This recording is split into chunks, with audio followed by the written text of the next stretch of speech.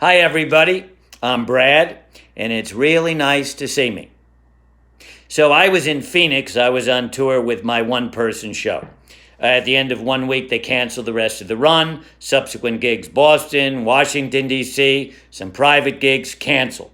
So if I include one virtual comedy fundraiser that I'm doing at the end of this month, my income for the rest of the year is $500. I'm fine. I have a little cushion set aside for the rest of the year. But I'm going to start working for my mother. I just don't want to feel guilty when she sends me money. So starting next week, I'll be working as her son. But I think the really important thing during this lengthy hiatus is to make each day really purposeful so that my life feels like it actually includes a future.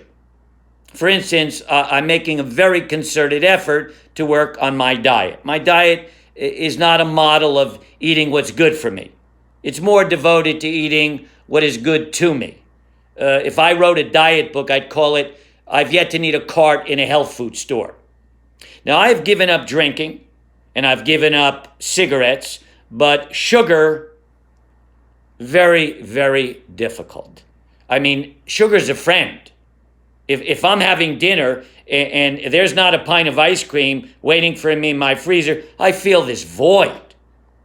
By the way, I've not had a drink since 1992. And just to dispel any assumptions on your part, I'm not an alcoholic, but I certainly deserve to be.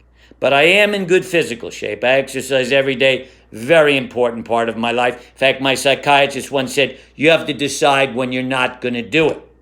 Very powerful concept. So I'm atypical of most of the middle-aged Jewish men who come in a wide variety of paunch.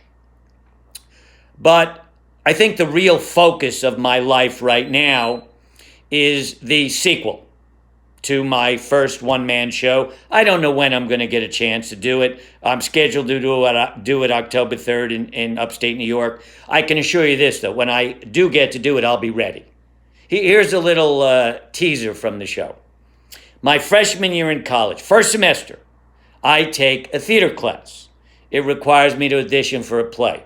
Not only did I get the lead, I had to deliver all of my lines with a Scottish accent. I did it well, and I can still prove it.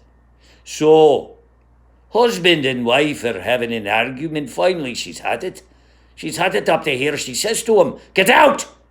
Get out! Don't ever come back!"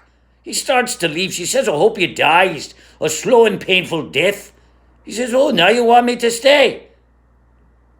But my next substantial paying job is in Florida, January 2nd. Here's the deal with Florida. I love telling old Jewish jokes. Can't tell them in Florida because they've heard every one. Last year I did a Century Village, so I started telling this Catskill joke, old Catskill joke. Two old men sitting on a bench, and one of them says, "I just got a new hearing aid. Spent $4,000. State of the art. It's perfect." And the other guy says, "Really? What kind is it?" And the guy says, "1230. A lady in the audience raises her hand. I said, "What?" She said, "I tell the same joke, but I say 7:30. I said, "You know, that might be funnier. I love you. Stay well."